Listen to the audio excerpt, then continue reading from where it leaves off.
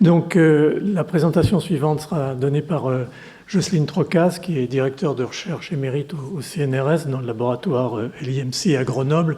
Elle est informaticienne, elle est l'experte incontournable dans le domaine de la robotisation et donc dans un domaine qui est très adapté à l'évolution, bien entendu, de l'hôpital du futur.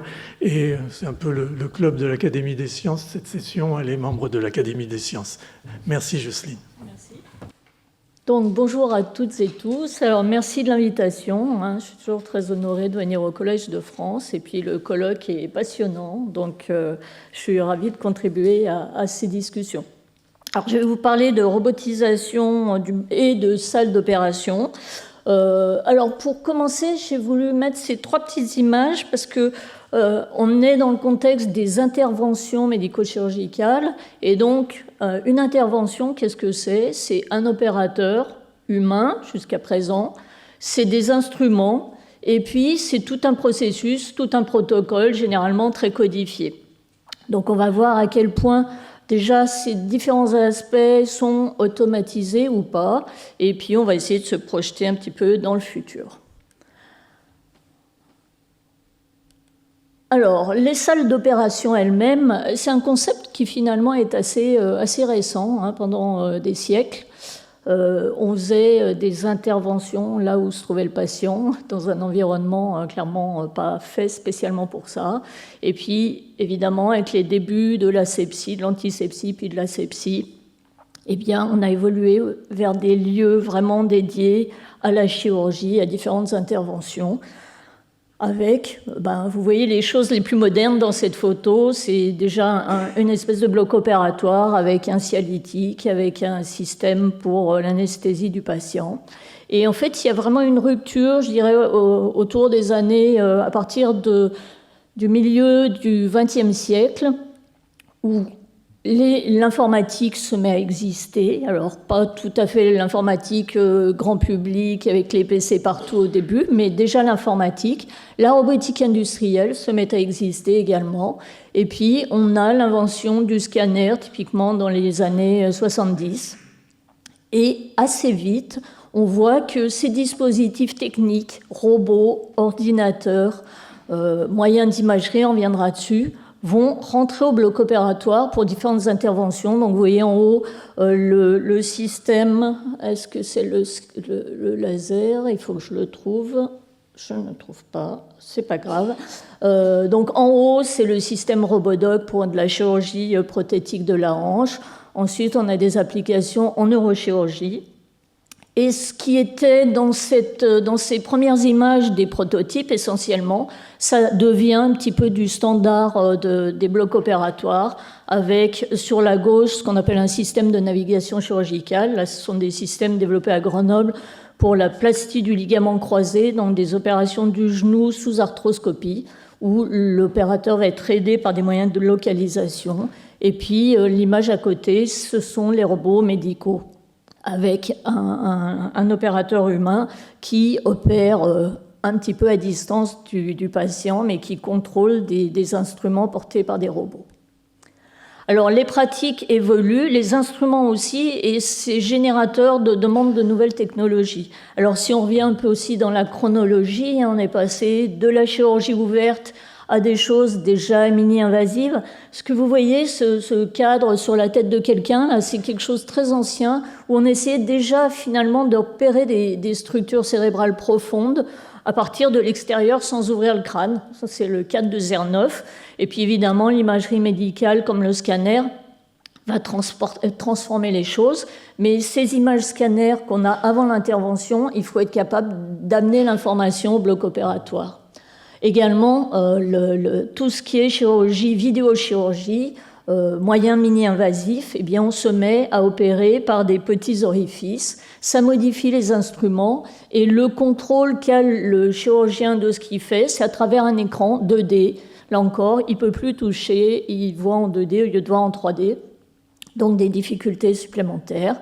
Alors, ce qu'on appelle multiporte avec plusieurs trous dans le corps, on passe à ce qu'on appelle le single port. Donc, typiquement, on va faire passer tous les instruments par le nombril pour faire moins d'accès invasif au corps. Donc, on verra les problématiques. Et puis, plus récemment, on va encore un cran au-dessus qui s'appelle la chirurgie NOTS, donc par des orifices naturels. Typiquement, on va utiliser un accès par l'ésophage pour aller accéder à travers l'estomac à une zone de l'abdomen.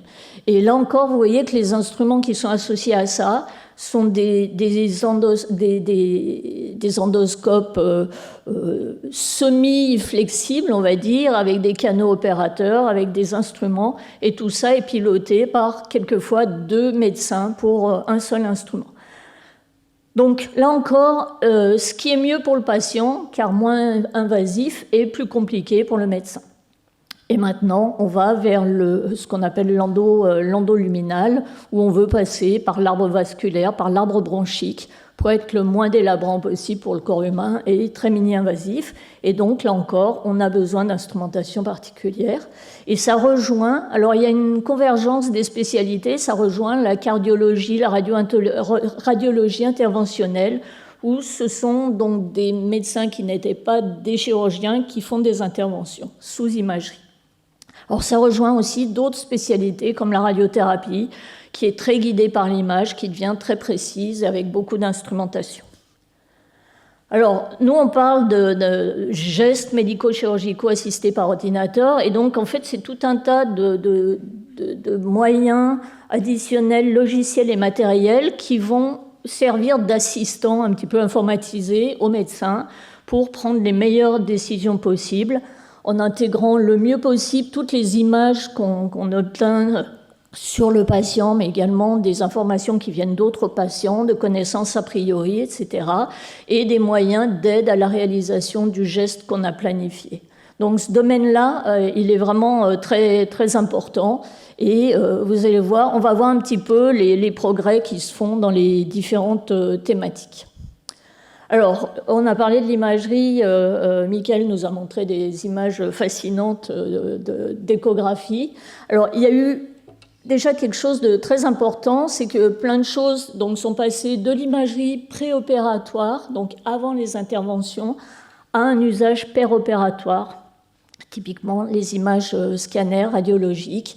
Alors, vous voyez ici, par exemple, on a ce qu'on appelle des C-arms, donc c'est...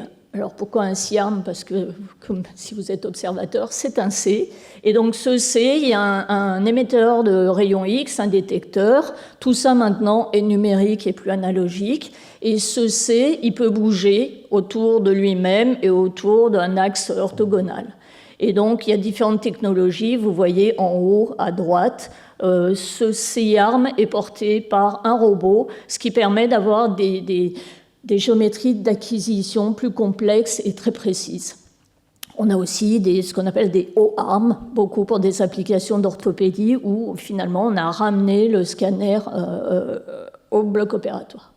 Alors ce qui est extrêmement intéressant, c'est tout ce qui concerne également de l'imagerie plus fonctionnelle, métabolique. Alors typiquement ici, c'est de l'imagerie de fluorescence dans le système robotisé développé par Intuitive. On a accès à des images donc vidéo normales et on peut avoir des imageries de fluorescence. Et donc, si vous injectez un produit de contraste dans les veines du patient, vous pouvez vérifier en fluorescence, par exemple, que vous avez fait le bon clampage, que vous avez bien suturé comme il faut, ou bien vous pouvez vraiment visualiser une zone qui est irriguée ou pas par un vaisseau, par exemple, pour faire une résection. On peut avoir là encore des imageries encore plus spécialisées, typiquement dans le cancer de la prostate. Il y a une protéine qui s'appelle le PSMA, la protéine membranaire, qui est plus nombreuse, plus exprimée dans les zones tumorales. Et moyennant son association avec un fluorophore, on est capable d'avoir une imagerie de la tumeur. Donc vous voyez sur la gauche, des images, c'est les vidéos endoscopie, les images endoscopiques. Et puis à côté, vous avez l'image de la tumeur. Donc on peut voir là où il faut aller resséquer la tumeur. Et quand on a commencé la chirurgie, on peut voir si on a tout enlevé ou si on n'a pas tout enlevé. Donc c'est des éléments vraiment importants de prise de décision. On a aussi de l'imagerie multispectrale. Donc, par exemple, là, c'est pour des résections transurétrales dans la vessie. Donc, si on image avec un autre spectre de longueur d'onde, eh bien, on voit beaucoup mieux les zones à resséquer. On a également maintenant de l'imagerie microscopique avec des sondes. Vous voyez ici, c'est une sonde qui est utilisée donc en endoscopie, où non seulement on a l'image vidéo normale, mais on a accès également à une image microscopique qu'on ferait sinon en extrayant du tissu et en faisant une anapate associée. Et alors enfin, il y a tout un tas de nouveaux capteurs, alors qui ne sont pas encore vraiment du standard, mais vous allez voir des applications. Alors on a vu les localisateurs, je ne regardais pas au bon endroit. Les localisateurs, vous voyez, c'est ce petit dispositif. Ça permet de suivre la position d'un instrument, d'un capteur, d'une structure anatomique rigide, de traquer son mouvement. Mais vous avez également des capteurs qu'on appelle RGBD. Donc, ce sont des caméras, alors c'est grand comme ça, hein, c'est tout petit. Ça permet d'avoir une image, à la fois une image RGB, donc rouge, vert, bleu, normal, et ça permet également d'avoir une image de profondeur. Et souvent, c'est associé à des logiciels qui permettent comme ça de suivre très naturellement à une autre fréquence la position, les déplacements d'un opérateur. Donc, on va voir un exemple d'utilisation. Alors, mon téléphone se met en veille. Alors, d'un point de vue des robots, puisqu'on est ici pour parler un petit peu de robotique, l'utilisation du début de la robotique, c'était vraiment l'idée que le robot, d'abord, c'était plutôt une vision presque industrielle de la médecine. On faisait des trucs de précision, de l'orthopédie, usiner une cavité prothétique ou accéder à une zone dans le cerveau très précis. Et en fait, le robot était là pour faire le lien entre l'univers numérique, des données, du scanner préopératoire, et le patient réel dans l'espace physique au moment de l'intervention. Donc ça a été ça la motivation, je dirais, initiale. Mais les robots, ça sert à plein d'autres choses. Ça a différentes capacités de déplacer des objets très massifs. Vous avez vu ce SIARM qui était déplacé par un robot, mais ça peut être aussi déplacer un système d'irradiation en radiothérapie ou un microscope opératoire, j'en passe, c'est des meilleurs. Ça peut être évidemment précis et permettre de faire de la microchirurgie mieux que ce qu'on fait à la main. Ça permet aussi de donner une troisième main à l'opérateur quand il en a que deux, ce qui arrive souvent, et s'il n'a pas d'aide et qu'il est tout seul. Et puis, ça permet aussi éventuellement de projeter un opérateur à distance dans un milieu contaminé ou un milieu irradié ou je ne sais quoi. Et enfin, vous allez voir des applications où, si les robots sont suffisamment petits intégrés, on peut les utiliser pour faire des actions intracorporelles. Alors tout ça, c'est des utilités techniques, mais c'est toujours pour servir une cause clinique. Et donc toujours associé à ces dispositifs, c'est comme dans les médicaments, on a la notion de service rendu. Donc par exemple, on veut utiliser un robot pour mettre une prothèse en espérant que la prothèse sera mieux placée en termes de précision, mais que de ce fait, il y aura une meilleure stabilité, moins de problèmes de décèlement et tout ça. Donc vous voyez, il y a toujours cette phase d'évaluation clinique aussi des dispositifs. Alors, il y a plein de robots. Alors, ça, c'est les robots industriels. Il y a aussi des tonnes de dispositifs qui sont dans les tiroirs des labos. Mais donc, il y a des choses... Alors, toutes les applications, de chirurgie laparoscopique, mini-invasive, endoluminale, etc. Eh bien, ça va trop vite. Les applications d'orthopédie, je reviens dans l'autre sens, voilà, orthopédie, beaucoup pour la chirurgie de la prothèse ou de la traumatologie, etc. Des choses reliées à la tête. Alors, tête, c'est pas un terme très médical, donc la neurochirurgie, l'ophtalmologie, l'ORL, un peu de maxillofacial, mais c'est pas très robotisé. Beaucoup d'applications en radio-interventionnelle, je vous l'ai dit, et puis des applications en radiothérapie, donc soit pour déplacer le système d'irradiation, soit pour déplacer le patient, pour certains types de rayonnement, où, par exemple, on utilise des synchrotrons, et donc c'est le patient qu'on positionne et pas le faisceau lui-même. Alors, les tendances actuelles, vous allez voir, c'est beaucoup d'aller dans l'endoluminal et d'aller vers ce qu'on appelle la robotique continue. Alors, robotique pas continue, la robotique classique, mon bras, c'est un robot classique. Vous avez des articulations en nombre limité, reliées par des segments rigides ou considérés comme tels. La robotique continue, c'est typiquement une trompe d'éléphant. Une trompe d'éléphant, vous voyez, c'est une structure qui est continuellement déformable. Il n'y a pas d'articulation, mais tout est articulé. Tout n'est qu'une succession de choses déformables. Et donc, la capacité de ces systèmes déformables, c'est d'aller dans des zones anatomiques difficiles d'accéder. Donc, il y a déjà des choses qui existent. Donc, je vous ai parlé du single port tout à l'heure, où on voulait passer par l'ombilic. Donc là, vous voyez un exemple, c'est la tête du robot. Et donc, ce que vous allez voir dans la vidéo, c'est le déploiement de ce dispositif pour aller accéder à une zone ou une autre. Et donc, vous voyez, tout va se redéployer dans des espaces très confinés. Et l'opérateur va utiliser ce genre de dispositif pour déplacer les instruments ou la caméra.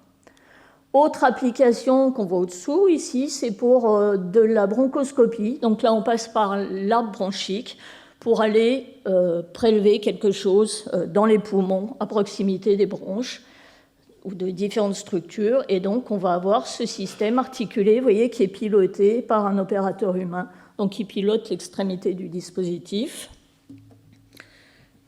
Je regarde l'heure.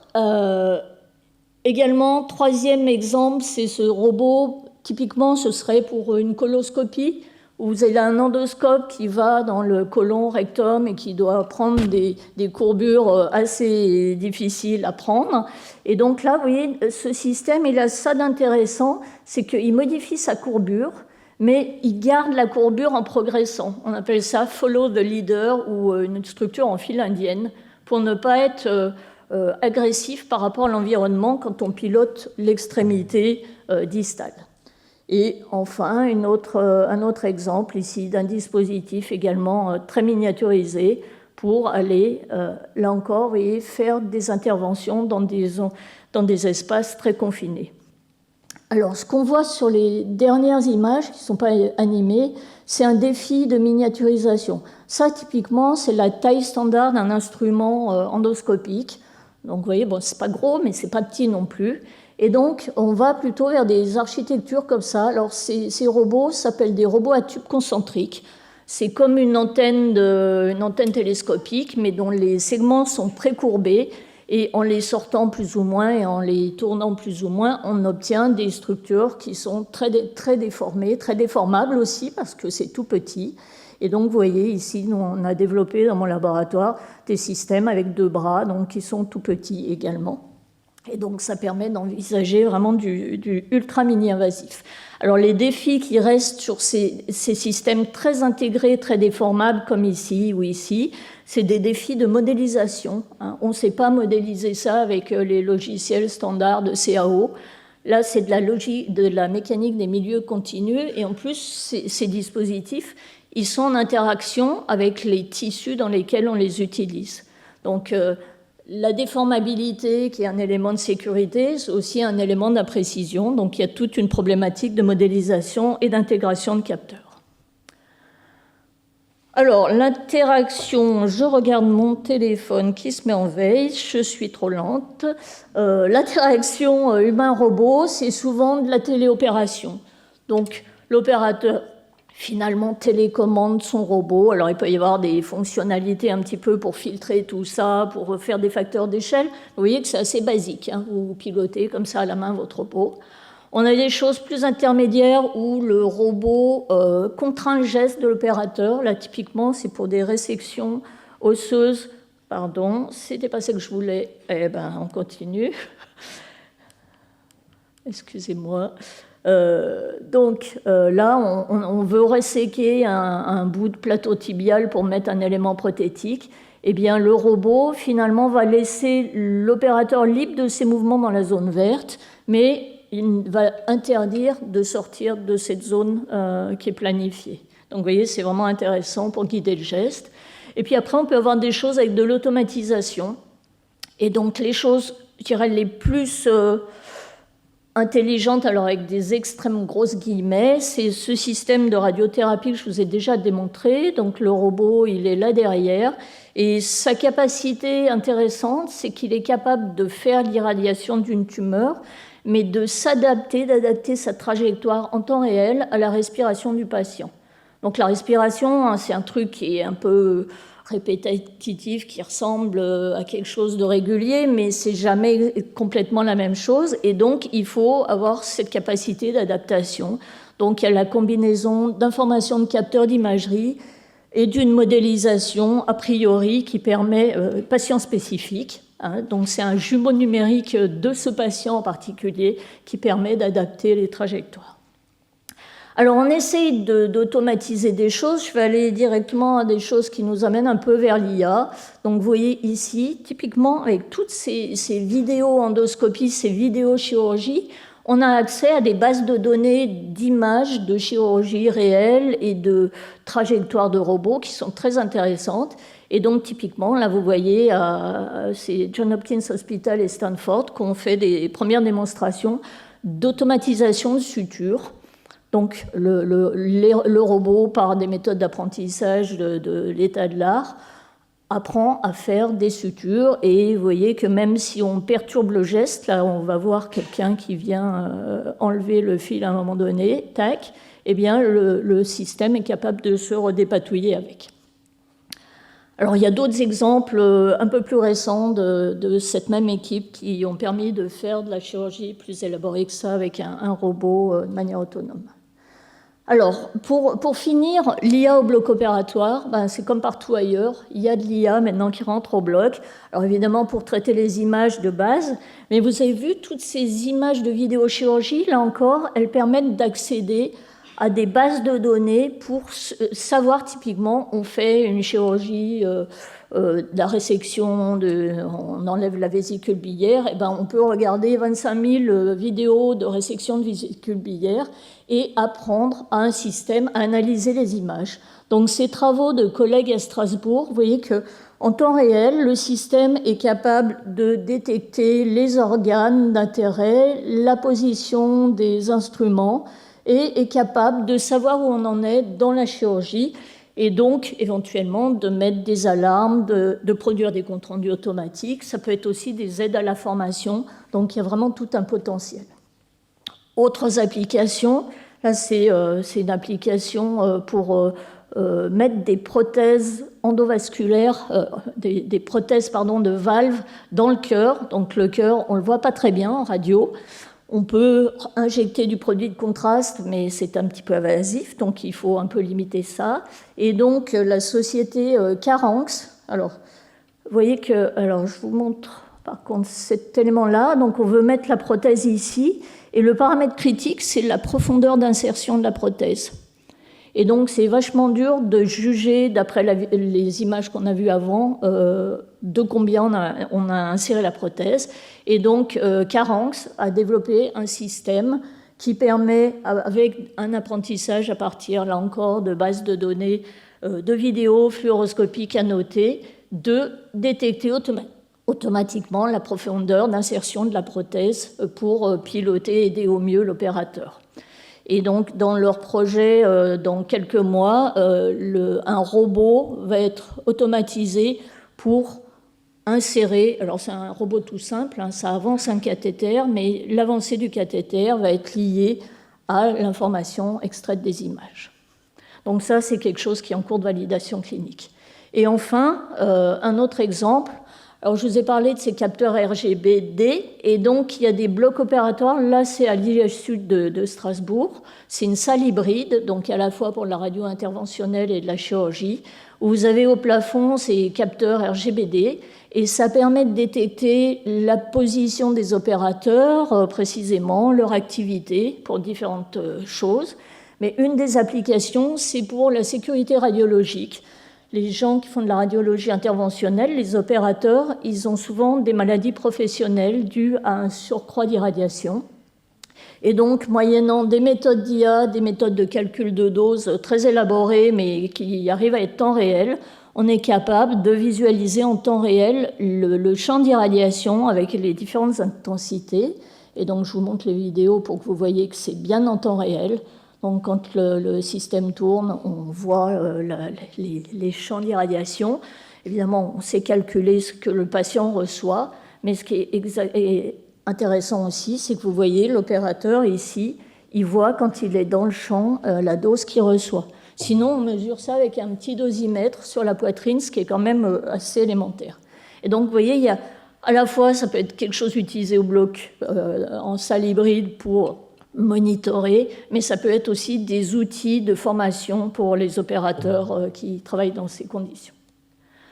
Alors, pour terminer, donc, que sera demain? Alors, là encore, c'est toujours difficile de faire des prédictions, mais il est clair que, vous avez vu, moi j'ai parlé de robots, mais intégrés dans un environnement d'imagerie et de logiciels de prise de décision, donc je pense qu'il faut toujours considérer un peu tout cet ensemble.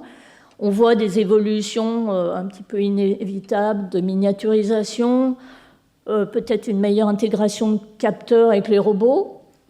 Souvent, les robots sont fixés sur une table au plafond ou sont rattachés, quand ils sont dans le corps, ils sont rattachés par différents dispositifs. On pourrait imaginer des choses un petit peu plus sans fil, un peu plus autonomes, avec différents moyens d'actionnement, le magnétique qui n'est encore pas tellement utilisé, le biochimique. On a des collègues à TIMC et ailleurs qui travaillent sur l'idée de comment utiliser toute l'énergie biochimique. Il y a des tas de choses, des sels, des sucres dans le corps qui peuvent servir à actionner un robot. Donc, différentes choses. Et puis, en fait, la réponse à ce que seront les technologies, c'est un petit peu la poule et l'œuf, c'est-à-dire que les technologies seront aussi ce que sera la chirurgie, ce que seront les interventions demain. Il y a eu des grandes évolutions, les thérapies géniques, toutes sortes de thérapies qui finalement ont enlevé des opérations à la chirurgie. On peut s'en réjouir. Mais voilà, il y a des évolutions. Mais ces nouvelles thérapies, elles peuvent aussi avoir besoin de nouvelles technologies. Donc tout ça va être un petit peu lié. Alors ça pose aussi des questions de la formation. On en a parlé beaucoup ces 2 jours. Toutes ces nouvelles technologies, il faut que les opérateurs de tous les métiers qui sont au bloc opératoire typiquement les comprennent, sachent s'en servir. Et il y a un défi aussi du temps qui va trop vite. Parce que il y a quelqu'un qui avait mesuré ce qu'on appelle la demi-vie des technologies. Donc c'est le temps qui passe pour que 50% d'un domaine soit renouvelé. Et typiquement, les techniques médico-chirurgicales, les connaissances médico-chirurgicales, la demi-vie, c'était évalué à peu près 5 ans. Donc tous les 5 ans, vous voyez, il y a la moitié des choses que vous ne faites plus et vous en faites des nouvelles. Et donc, il faut prendre le temps d'apprendre et il faut des outils aussi pour l'apprentissage. Donc il faut apprendre les nouveaux outils, mais aussi il faut des nouveaux outils pour aider l'apprentissage. Et enfin, peut-être finir avec des questions qui sont liées aux inégalités de toutes sortes territoriales. Toutes ces technologies ne sont pas utilisées ni partout en France, ni encore moins partout dans le monde. Donc il y a des questions qui se posent, de coûts, également des questions écologiques liées aux matériaux. Donc c'est des choses qu'on peut prendre vraiment en considération quand nous réfléchissons à de nouvelles idées, à de nouveaux dispositifs. On peut juste maintenant ne plus faire semblant d'ignorer ces choses-là, et donc on peut penser à ça dès qu'on conçoit de nouveaux dispositifs. Et voilà.